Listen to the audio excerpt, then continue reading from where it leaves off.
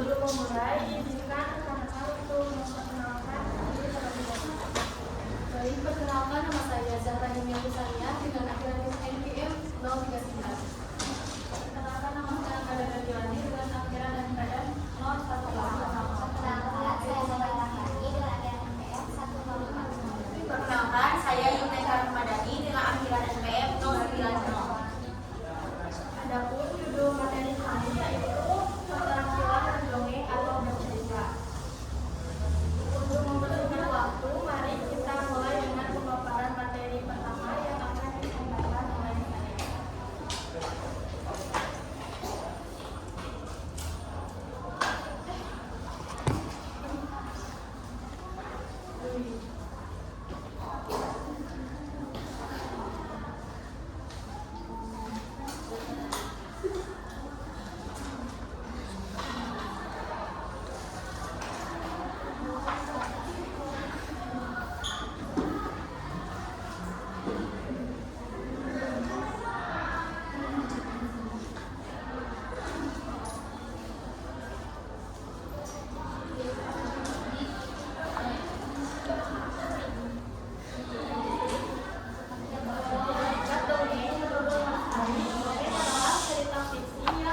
Bertujuan untuk menghibur dan membangun nilai-nilai budi pekerti di dalamnya.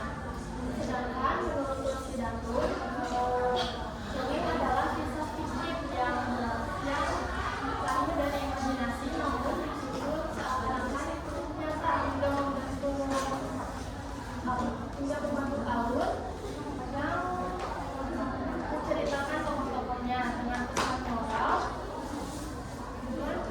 yang mengandung makna hidup dan cerita dan cara berinteraksi dengan makhluk lain. Jadi dapat disimpulkan bahwa dongeng adalah cerita sederhana yang tidak benar-benar nyata dan berfungsi untuk menyampaikan moral atau mendidik dan menghibur. Selanjutnya, pada bagian materi kedua akan disampaikan oleh Zahra yang akan membahas jenis-jenis dongeng yang berdasarkan cara bermainnya.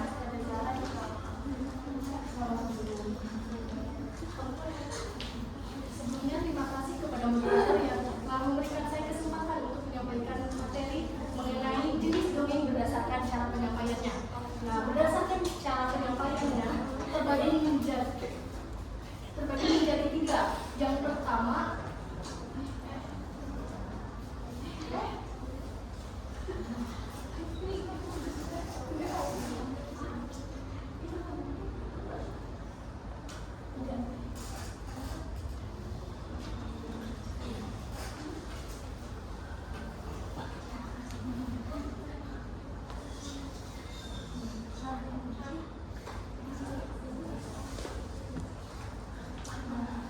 yang pertama ada mendongeng lisan. Jadi dongengnya itu disampaikan langsung dengan kata-kata tanpa bantuan alat atau media lainnya. Jadi si pendongeng itu mengandalkan ekspresi wajah, intonasi suara, dan gerakan tangan untuk membuat si ceritanya itu lebih hidup dan lebih menarik. Kemudian yang kedua ada mendongeng dengan media cerita atau alat peraga. Jadi dongeng ini disampaikan dengan bantuan alat peraga seperti boneka tangan, wayang, gambar, dan lain-lainnya untuk bertujuan agar cerita lebih menarik dan mudah dipahami oleh pendengar. Kemudian yang ketiga ada mendongeng dengan musik atau nyanyian, yaitu cerita yang disampaikan dengan iringan lagu, instrumen musik, atau irama tertentu. Nah, dengan musik dapat membantu menciptakan suasana dan memperkuat emosi dalam cerita. Contohnya itu seperti mendongeng kisah Malin Kundang sambil diiringi musik tradisional. Sekian dari saya kembalikan kepada Dokter. Terima kasih kepada Zahra atas penjelasannya. Berikutnya pembahasan tentang jenis-jenis dongeng berdasarkan bentuk cerita yang akan disampaikan oleh Medara. Kepada Medara disampaikan.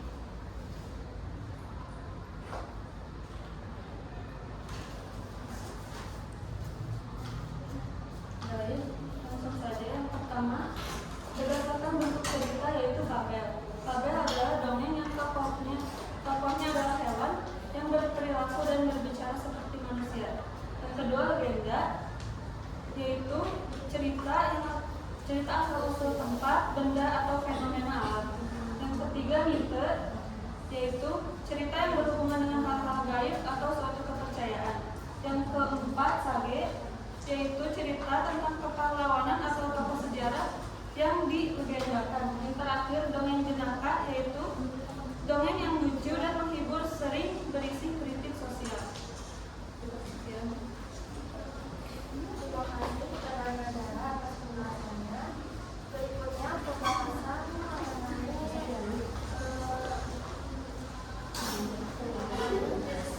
mengenai struktur yang akan disampaikan oleh penjelasan.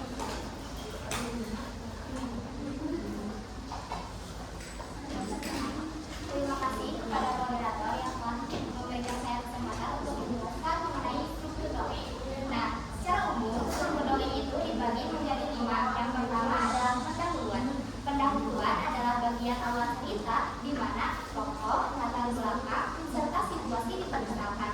Fungsi orientasi adalah untuk memberikan gambaran awal kepada pembaca atau pendengar untuk memahami isi cerita. Dan pendengar ini biasanya merasa tertarik atau tidak melanjutkan membaca ini dalam bagian orientasi. Yang kedua adalah bagian masalah atau komplikasi.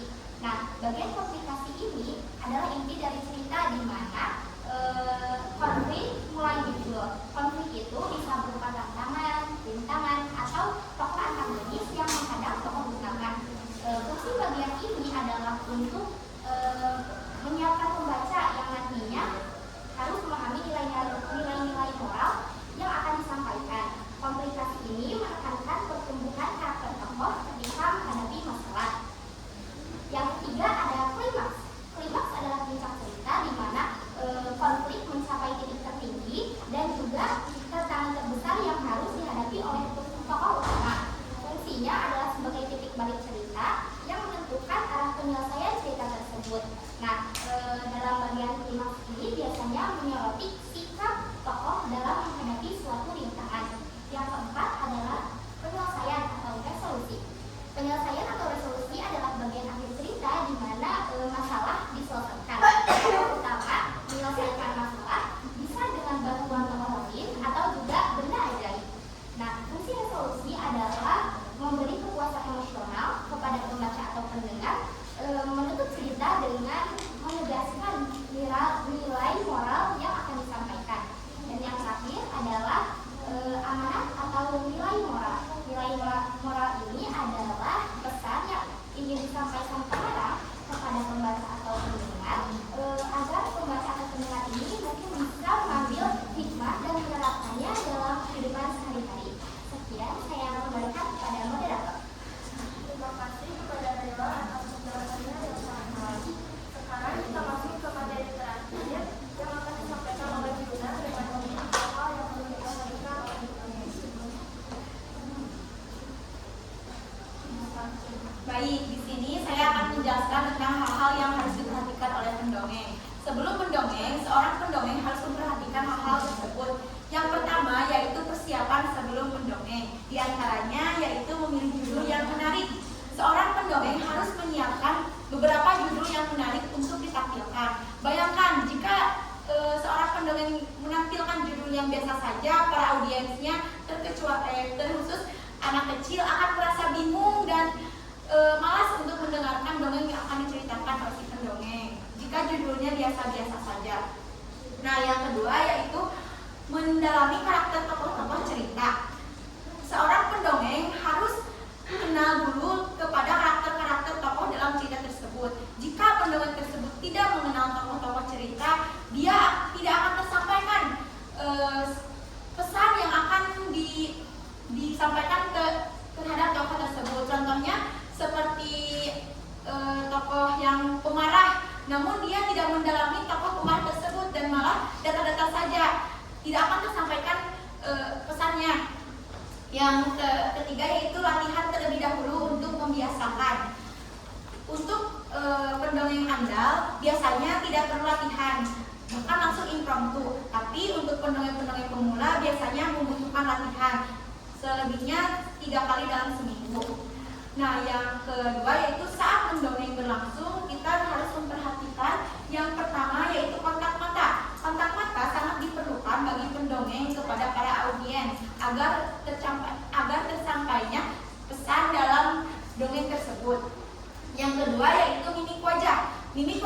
sangat perlu untuk dikuasai oleh pendongeng agar tersampaikan apa yang dimaksud pendongeng tersebut. Misalnya seperti dia sedang sedih, tidak mungkin kan dia cengengesan. Terus ketika dia sedang bahagia, tidak mungkin dia menangis begitu. Lalu yang ketiga yaitu gerak tubuh. Gerak tubuh pun untuk pendongeng tidak boleh kaku dan asal-asalan saja, harus lugas atau luas dan harus terperinci, tidak mungkin asal-asalan gitu. Nah, yang keempat itu suara. Suaranya, artikulasinya harus jelas seperti a, i, u, e, o begitu. Tidak boleh berbeda gitu. Nah, yang kelima yaitu kecepatan. Kecepatan dan ritme dalam mendongeng harus sesuai. Tidak boleh terlalu cepat, tidak boleh terlalu lambat. Dan yang terakhir yaitu alat peraga. Bisa menggunakan selendang jika sedang berada di kayangan, bisa menggunakan mahkota jika menceritakan tentang kerajaan, bisa menggunakan bisa juga dan bisa menggunakan tongkat jika sedang menceritakan sosok kakek-kakek. Sekian yang bisa saya sampaikan, saya kembalikan ke moderator. Terima kasih kepada Yuna atas penjelasannya yang sangat jelas dan bermanfaat. Nah, teman-teman, itulah keseluruhan materi yang telah disampaikan oleh kelompok kami. Sebelum kita masuk ke sesi tanya jawab, kami akan menampilkan contoh mendongeng sebagai penerapan dari materi yang sudah kami bahas.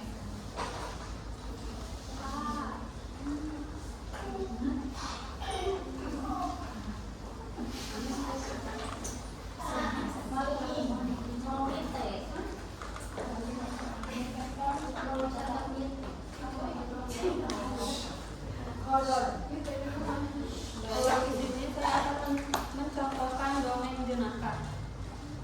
Judulnya Si Petani Bodoh dan Kedelai. Pada zaman dahulu, di sebuah desa kecil di Inggris, hiduplah seorang petani yang terkenal. Bukan karena kepandaiannya, tetapi karena kebodohannya yang polos. Semua orang di desa menyukainya karena meskipun sering berbuat konyol, dia berbaik hati. Suatu hari, sang petani hendak pergi ke kota untuk menjual seekor kedelai. Dia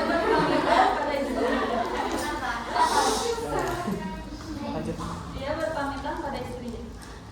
Jangan lakukan hal bodoh lagi ya, kata istrinya. Tenang saja, jawab petani itu bangga. Aku sudah belajar dari kesalahan kemarin. Berangkatlah ia bersama keledainya. Mula-mula ia menuntun keledainya dengan tali. Tapi tak lama kemudian ia berpapasan dengan dua orang pedagang. Salah satu pedagang berbisik, "Lihat, orang ini bodoh sekali. Dia menuntun keledai padahal bisa saja menungganginya." Petani mendengar itu dan merasa malu. Benar juga, pikirnya. Aku seharusnya naik keledai, bukan menuntunnya. Ia pun naik keledainya. Setelah beberapa waktu, ia melewati sekelompok perempuan tua yang sedang menimba air. Salah satu dari mereka menggerutu, "Kasihan sekali keledai kecil itu, harus membawa orang besar seperti dia, tak punya belas kasihan." Petani itu terkejut, ia turun lalu berpikir lagi. "Baiklah, aku jalan kaki, keledai ini yang naik." Ia pun mencoba menggendong keledai kecilnya di punggungnya sendiri. Tentu saja itu sangat sulit. Tapi karena takut dianggap jahat oleh orang lain, ia terus berusaha. Ketika ia sampai di gerbang kota, orang-orang berhenti bekerja dan mematahkan heran. Lihat, ada orang membawa keledai di pundaknya. Anak-anak tertawa, pedagang terpingkal-pingkal, dan bahkan penjaga kota tak bisa menahan tawa. Petani itu kehilangan keseimbangan, keledainya pun terjatuh ke sungai. Untungnya keledai berenang keluar dengan selamat. Petani menepuk kepalanya dan bergumam, "Mulai sekarang, aku akan melakukan apa yang aku anggap benar, bukan apa yang dikatakan orang lain." Dari cerita dongeng jenaka ini, pesan moral yang bisa diambil yaitu, jika kamu mencoba menyenangkan semua orang, kamu justru akan terlihat bodoh. baik, dan jangan hidup hanya untuk menuruti komentar orang lain.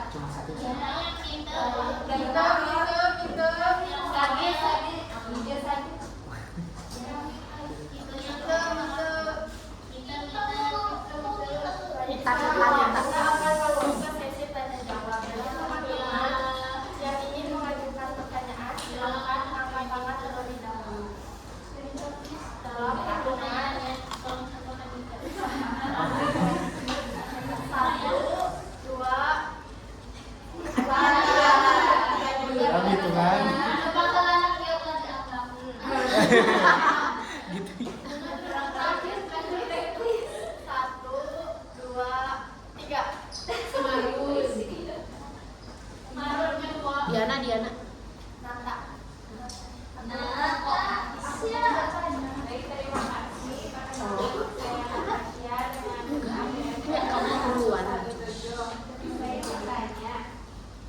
Tadi kan ada yang hal-hal yang perlu diperhatikan satu dongeng, yaitu kata-kata, mimik wajah, dan tubuh. Nah itu teh berlaku tidak untuk mendongeng secara lisan saja? Berlaku tidak untuk menulis lisan saja?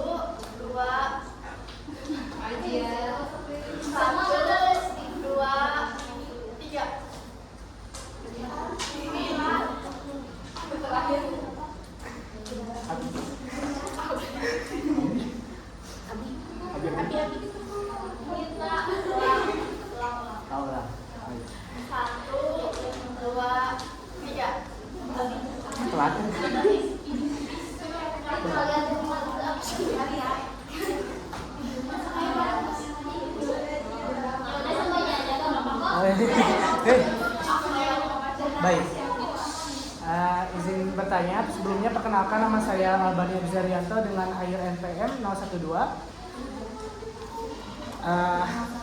Pertanyaannya simpel kok. Apa bedanya mendongeng dan juga monolog? Itu saja. Ya. Kenapa dongeng selalu diamati pada zaman dahulu? Pengen nanya itu juga. Ada suatu hari gak sih Boleh. 5-5-in aja. Coba.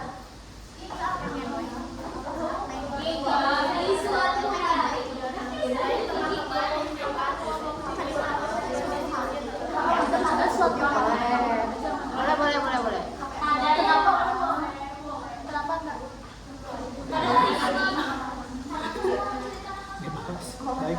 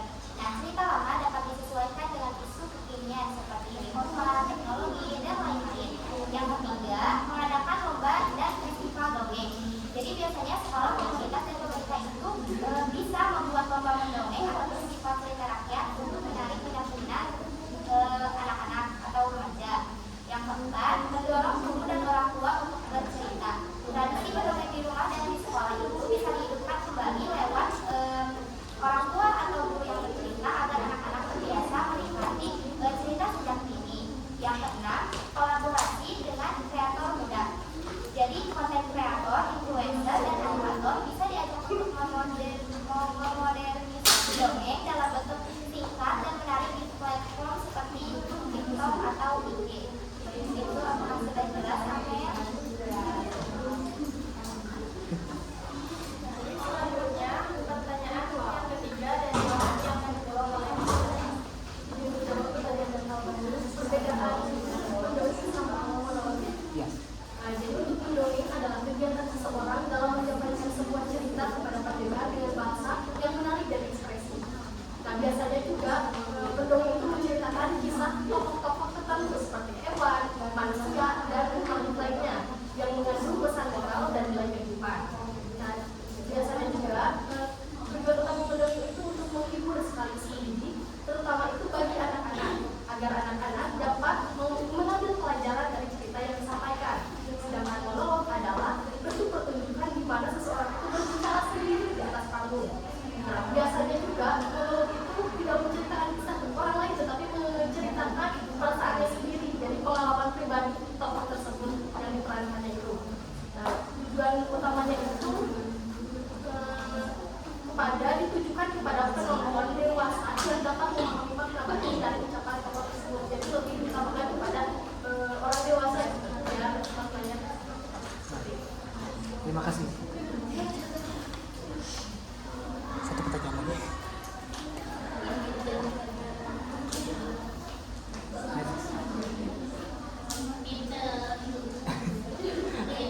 Masih.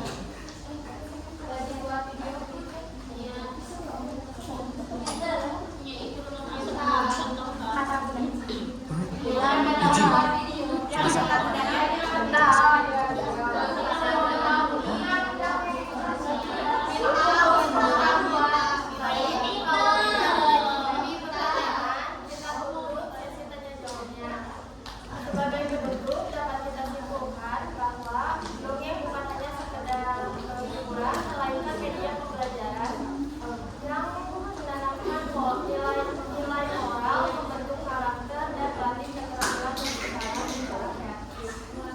Terima kasih kepada seluruh pemateri dari kelompok 5 atas penyampaian materinya dan kepada teman-teman atas partisipasinya.